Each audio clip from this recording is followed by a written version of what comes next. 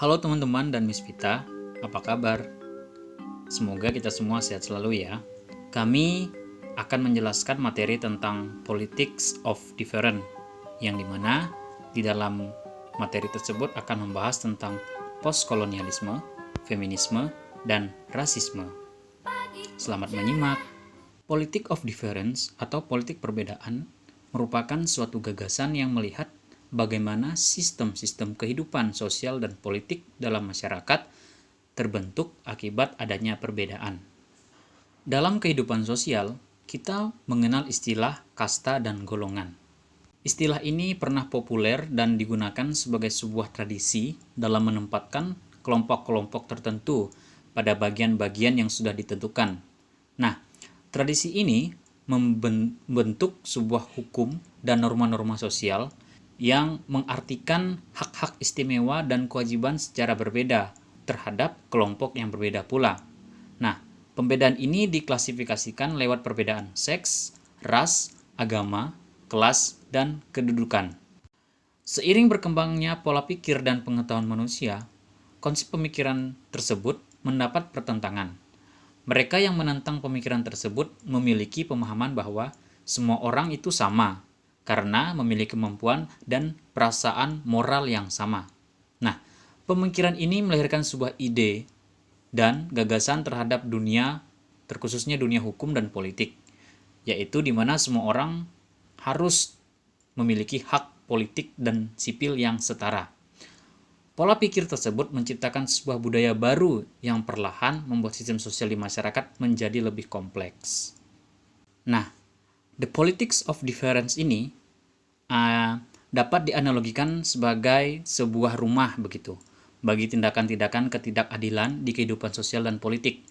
Nah, jika the politics of difference ini dianalogikan sebagai rumah, maka di dalam rumah tersebut terdapat orang-orang yang tinggal di dalamnya kan. Nah, lalu siapa saja yang tinggal di dalam the politics of difference ini?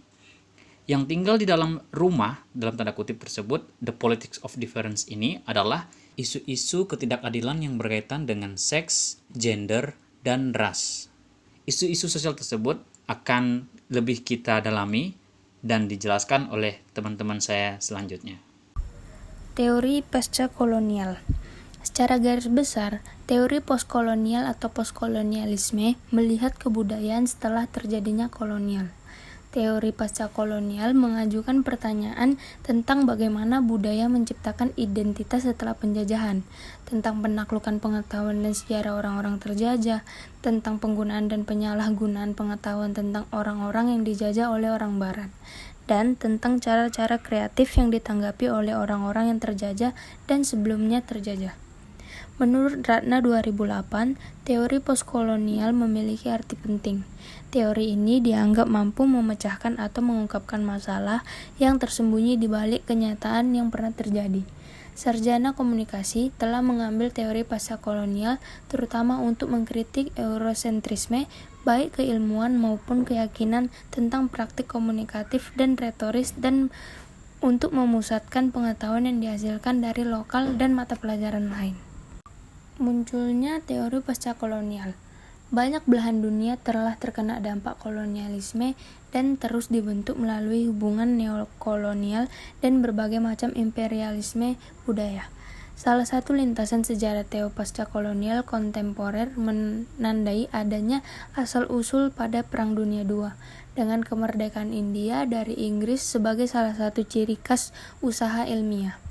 Migrasi dunia ketiga ke kota-kota dan munculnya akademis penutur bahasa Inggris yang sebelumnya dijajah di Akademi Barat menciptakan dorongan untuk berteori postkolonial. Sarjana lain seperti Angelita Reyes menandai munculnya sesuatu yang disebut postkolonialitas di abad ke-19. Frantz Fanon terkadang dikreditkan untuk tulisan postkolonial paling awal dalam buku-buku seperti teks tahun 1952, Black Skin, White Mask. Para ahli lainnya berpendapat bahwa buku Edward Said tahun 1978, Orientalisme, adalah teks utama dalam teori postkolonial. Meskipun adanya ketidaksepakatan tentang asal mula teori postkolonial, sejumlah kesamaan ada di semua versi postkolonialisme. Yang terpenting, Teori postkolonial adalah sikap transformatis berfokus pada konfigurasi ulang struktur epistemik atau pengetahuan dan membuat hubungan dengan masa lalu kelompok dan budaya yang dilenyapkan. Yang ketiga ada modernitas barat atau orientalisme. Orientalisme bukan hanya perbedaan geografi sederhana bahwa dunia terdiri dari dua bagian yang tidak setara yang disebut Orient dan Western, tetapi juga menimbulkan berbagai kepentingan. Sebagai konstruksi barat, orientalisme menciptakan dan juga memelihara niat untuk mengetahui atau bahkan untuk mengontrol dan memanipulasi dunia yang sangat berbeda itu, baik dalam politik, media, atau sastra. Orientalisme telah menyebabkan representasi Orient yang sangat terbatas. Penggambaran semacam itu membentuk orang-orang dengan cara yang eksotis dan terkadang pasif yang berusaha menghilangkan hak pilihan atau kemampuan mereka untuk dianggap sebagai aktor manusia sepenuhnya dalam imajinasi Barat. Yang keempat ada teori pascakolonial dalam komunikasi. Teori pascakolonial memperoleh legitimasi dalam komunikasi pada tahun 1990-an. Esai Germinal Rakasom tahun 1996 yang berfokus pada bagaimana sarjana retoris dapat memperoleh manfaat dan keterlibatan dengan pascakolonialisme adalah pengenalan signifikan teori pascakolonial ke bidang komunikasi. Salah satu kontribusi terpenting dari teori pascakolonial untuk komunikasi adalah kritiknya terhadap batasan teori kritis. Some dan Hedge berpendapat bahwa teori kritis dalam komunikasi telah berfokus pada sumbu kekuasaan seperti ras, kelas, dan gender, sebagian besar dalam konteks Amerika Serikat tanpa memperhatikan faktor lain di luar negeri. Selanjutnya adalah contoh kasus postkolonial yang dilakukan oleh Belanda dan Inggris kepada Malaysia dan Indonesia yang akan saya bagi ke dalam dua bagian, yaitu persamaan yang dilakukan oleh Belanda dan Inggris dan perbedaannya. Untuk yang pertama, persamaan akan dibagi ke dalam 5 aspek. Yang pertama, ada aspek mental dan fisik, yaitu keduanya membawa imigran Tiongkok dan India untuk terlibat dalam ekonomi pertambangan, perkebunan, dan jasa. Jadi mereka membawa orang-orang Tiongkok dan membawa orang-orang India ke Indonesia dan Malaysia untuk diperbudak, untuk dijadikan buruh, dan sebagainya. Kemudian yang kedua, mengubah sistem politik yang semula berlandaskan agama Islam diubah menjadi sistem politik sekuler. Kemudian Belanda dan Inggris membedakan sistem pendidikan bagi elit, masyarakat sipil, dan etis imigran.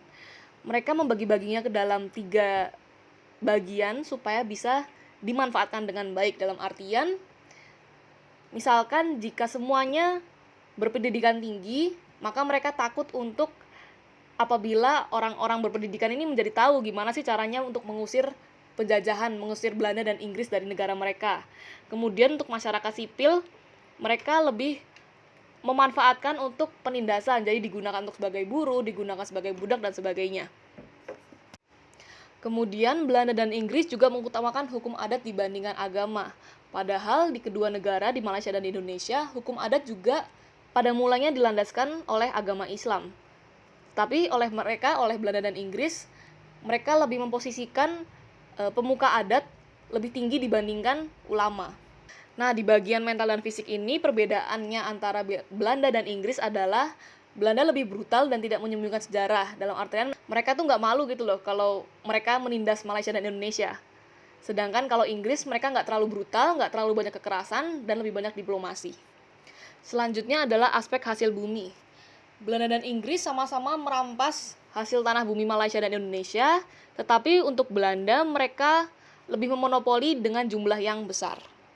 Aspek yang ketiga adalah identitas. Belanda dan Inggris berusaha untuk menghilangkan identitas agama Islam. Ada kepercayaan bahwa semangat cinta tanah air itu ada hubungannya dengan Islam.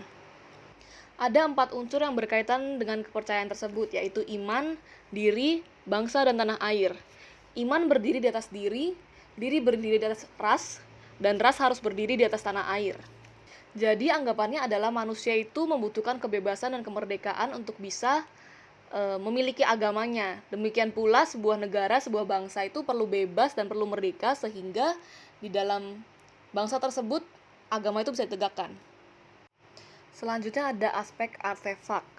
Jadi di Eropa itu sedang terkenal jual beli artefak sejarah seperti dokumen, kemudian benda-benda bersejarah dan sebagainya. Nah, salah satunya adalah Raffles itu pernah merampok atau menjarah barang-barang di Keraton Yogyakarta. Terakhir adalah aspek agama. Belanda dan Inggris itu menolak Islam secara keras, jadi mereka tidak ingin Islam itu mendominasi di Malaysia dan Indonesia. Bahkan di sekolah misalnya, mereka itu menghapuskan subjek agama Islam karena mereka ingin menyebarkan ingin menyebarkan agama Kristen melalui pengajaran melalui misionaris secara paksa seperti itu. Kita lanjut ke perbedaan penjajahan antara Belanda dan Inggris yang akan dibagi ke dalam 3 aspek. Yang pertama adalah ethnic cleansing.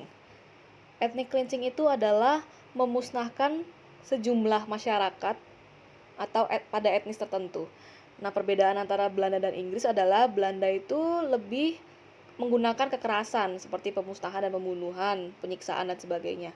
Sedangkan Inggris mereka menggunakan metode dominasi dan hegemoni. Aspek yang selanjutnya adalah buruh paksa. Belanda lebih menekankan pada kerja paksa dan perbudakan dengan menggunakan orang-orang lokal. Sedangkan Inggris mereka menggunakan tenaga kerja asing. Jadi misalkan mereka kekurangan orang, mereka akan menambah orang dari luar. Kayak tadi yang ada di persamaan misalkan orang India dan orang Tiongkok. Yang terakhir adalah aspek penerapan epistemologi atau sederhananya penerapan pengetahuan-pengetahuan seperti itu. Kalau Inggris mereka menanamkan pemikiran sekuler, pemikiran yang mereka bawa memang dari orang-orang Inggris. Sedangkan Belanda mereka nggak banyak menanamkan pemikiran, melainkan mereka lebih fokus pada kekerasan, perlakuan fisik, dan sebagainya. Feminisme merupakan sebuah paham yang mengandung semangat kesetaraan gender dalam segala aspek kehidupan. Para kaum feminim menyadari bahwa banyak ketimpangan yang terjadi akibat perbedaan gender yang ada, sehingga mereka membangun sebuah paham yang bertujuan untuk menggerakkan dan menyatakan bahwa kehadiran wanita juga tidak kalah penting dengan kehadiran para pria. Kesetaraan gender ini diperjuangkan oleh kaum feminim karena mereka merasa terjajah dengan kaum patriarki. Mereka memperjuangkan berbagai haknya dalam kehidupan politik, ekonomi, sosial, dan menjadi gerakan pembaharuan sosial dalam sejarah hidup terhadap kaum perempuan. Untuk contoh kasusnya, kita bisa melihat dari dominasi laki-laki dan perempuan dalam lingkungan pekerjaan. Perbedaan gender kerap kali membuat kelas-kelas dalam sebuah pekerjaan, padahal hal ini sebenarnya tidak diatur dan sangatlah bebas. Misalnya pekerjaan untuk menjadi sopir truk atau kendaraan besar lainnya. Sebenarnya tidak ada aturan yang mengatakan bahwa sopir truk, sopir bus, alat berat, atau kendaraan besar lainnya itu harus dikerjakan laki-laki. Namun pada kenyataannya, banyak perusahaan yang justru tidak menerima perempuan untuk melakukan pekerjaan tersebut. Sedangkan dalam dunia sinema industri atau perfilman yang di dalamnya juga melibatkan laki-laki dan perempuan, para kaum feminis menilai bahwa dalam proses pendistribusiannya, bentuk wajah dan bentuk tubuh wanita digunakan untuk menghasilkan nilai jual yang tinggi, sedangkan kemampuan berakting mereka menjadi persoalan yang kedua atau tidak terlalu dipentingkan. Nah, membahas mengenai topik feminisme, hal ini juga berkaitan dengan salah satu buku karya Ian Ang yang berjudul Watching Dallas. Jadi, buku ini merupakan salah satu buku yang membahas mengenai feminisme dari Oprah Sabun Dallas. Buku ini pertama kali diterbitkan di Belanda pada tahun 1982 dan kemudian diterjemahkan ke dalam bahasa Inggris pada tahun 1985. Dalam buku ini, fokus yang dibahas itu adalah kemunculan Oprah Sabun Dallas yang sukses besar dalam lingkup internasional dan membawa dampak besar bagi seluruh dunia. Dari fenomena ini, Ian Ang tertarik untuk mempelajari reaksi audiens yang menyaksikan Oprah Sabun Dallas. Ia akhirnya membuat iklan yang ditujukan kepada penonton Dallas agar mengirimi ia surat berupa reaksi dan komentar mereka ketika menonton Dallas. Dari iklan tersebut, terkumpul 42 surat dari para penonton Dallas yang terdiri dari 3 laki-laki dan 39 perempuan. Nah, hal ini juga disimpulkan oleh Ian Ang bahwa para penonton Oprah Sabun Dallas ini mayoritas adalah kaum wanita. Nah, jadi buku Watching Dallas ini terbagi menjadi 4 bab. Bab pertama, Dallas Between Reality and Fiction. Bab kedua, Dallas and the Melodramatic Imagination. Bab ketiga, Dallas and the Ideology of Mass Culture. Dan yang keempat adalah Dallas and Feminism.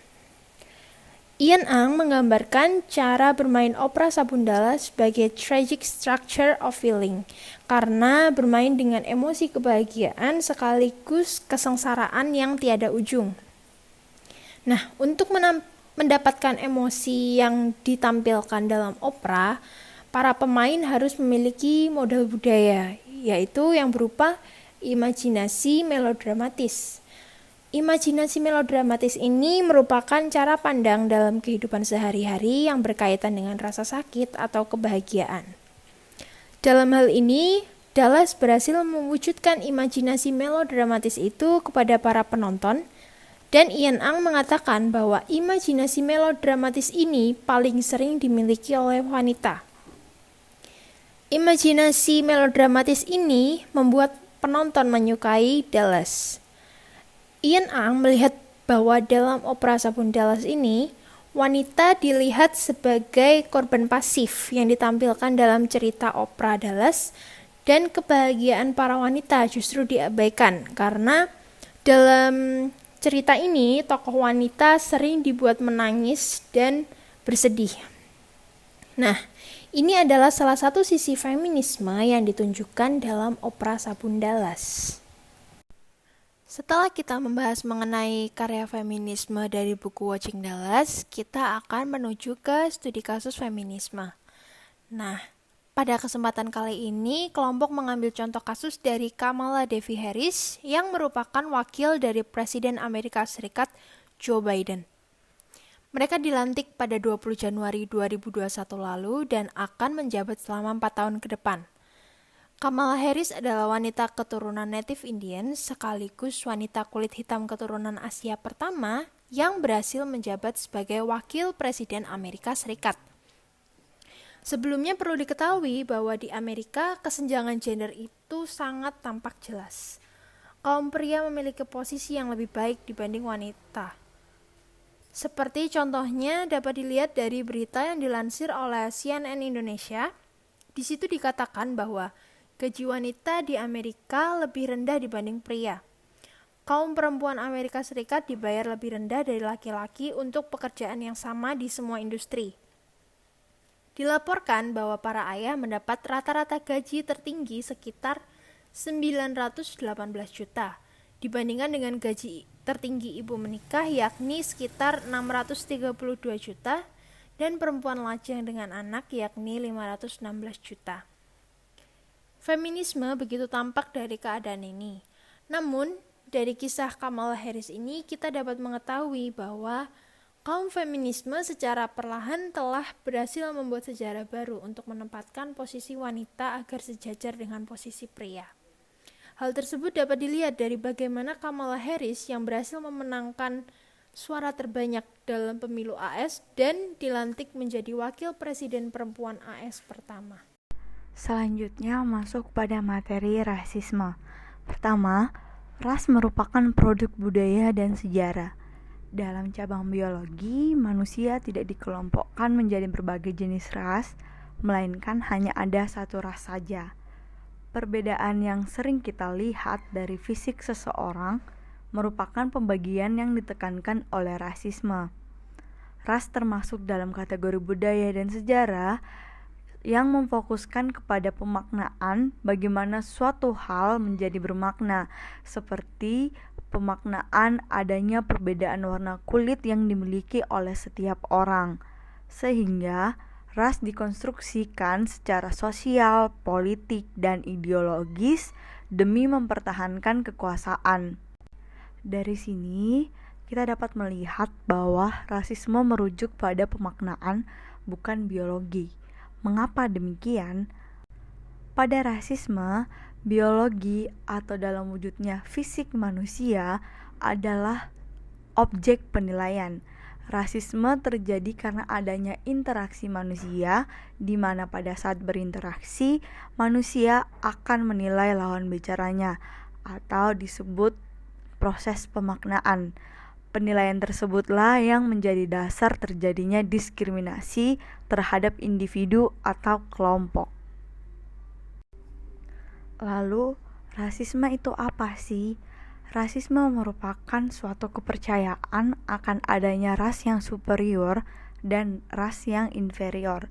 Ras superior merupakan kelompok yang memegang kekuasaan atas kelompok lain.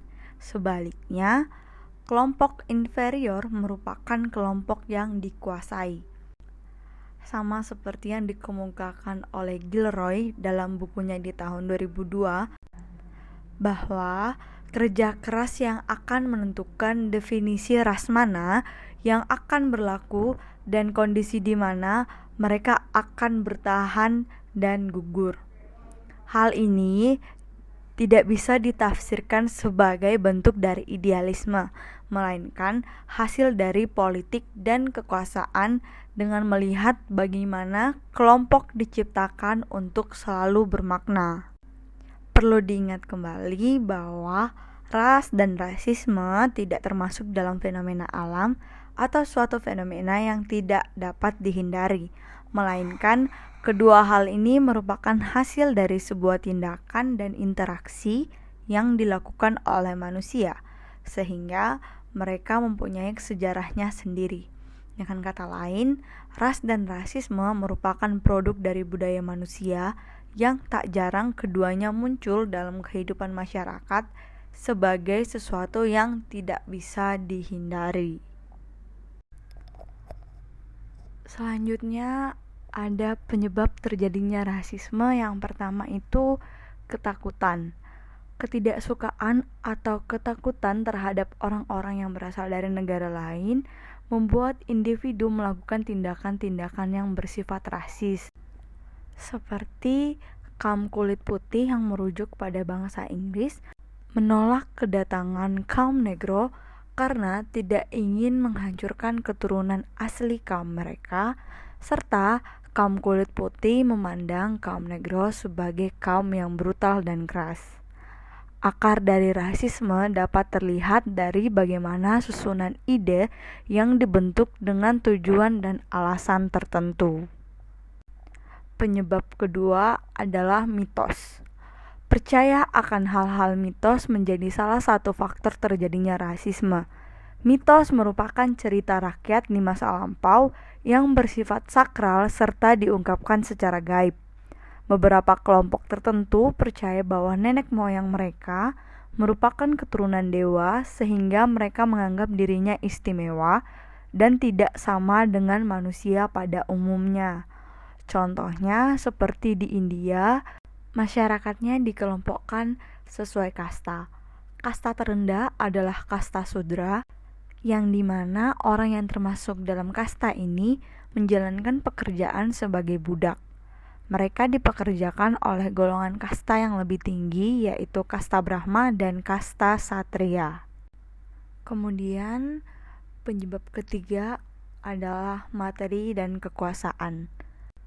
Pada dasarnya, manusia memiliki keinginan yang kuat dalam memenuhi kebutuhan jasmaninya. Namun terkadang, dalam pemenuhan tersebut, manusia menggunakan segala cara demi mencapai keinginannya, meskipun harus mengorbankan orang lain. Mengesampingkan faktor fisik, kekayaan materi seseorang merupakan hal mutlak yang membawa seseorang kepada penerimaan status sosial. Selanjutnya, whiteness. Whiteness merupakan sebuah istilah yang merujuk pada bagaimana orang kulit putih memiliki kekuasaan dan keistimewaan. Kaum kulit putih merupakan pemegang kekuasaan yang dominan dalam dunia ini. Perlu diingat bahwa meskipun menjadi pemegang kekuasaan dominan, tetapi tidak semua kaum kulit putih memiliki hal tersebut. Kekuatan whiteness berada di luar kategori ras dan etnis, namun merujuk ke ranah politis dan upaya melanggengkan kekuasaan. Dalam bukunya Story tahun 2015, dikatakan bahwa tidak ada posisi yang dapat menandingi kekuatan manusia. Orang ras tidak akan bisa berbicara dengan bebas pada media apapun karena terikat dengan kepentingan ras mereka sendiri. ras di sini merujuk kepada kaum kulit hitam. Nah, sedangkan kaum kulit putih memperoleh kekuatan dan menguasai segala hal karena mereka tidak mewakili kepentingan ras mereka. Mereka dapat berbicara di media manapun dengan latar belakang kemanusiaan secara keseluruhan.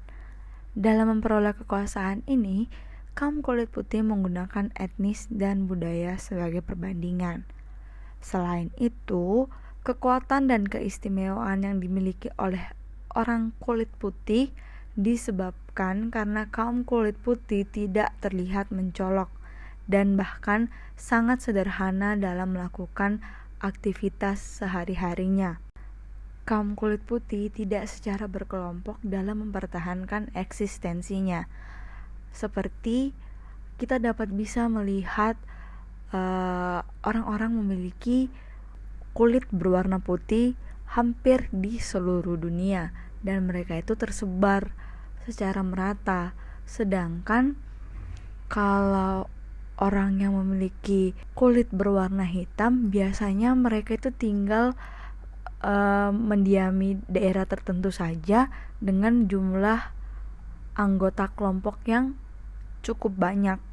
Nah, makanya biasanya masyarakat menginterpretasikan warna kulit hitam itu adalah tanda kesukuan, sedangkan warna kulit putih adalah tanda manusia. Contoh kasus rasisme bisa kita lihat dari diskriminasi terhadap orang Papua yang saat ini masih sering terjadi di Indonesia. Salah satunya terhadap mahasiswa Papua bernama Benedictus Fatubun yang datang ke Yogyakarta untuk merantau. Ceritanya itu bermula saat ia hendak mencari kamar kos untuk ia tempati. Namun ketika ia berhenti di rumah yang memasang tulisan menerima kos putra, sang pemilik rumah selalu mengatakan bahwa kamar kos di situ sudah penuh atau mereka sudah tidak menerima anak kos lagi.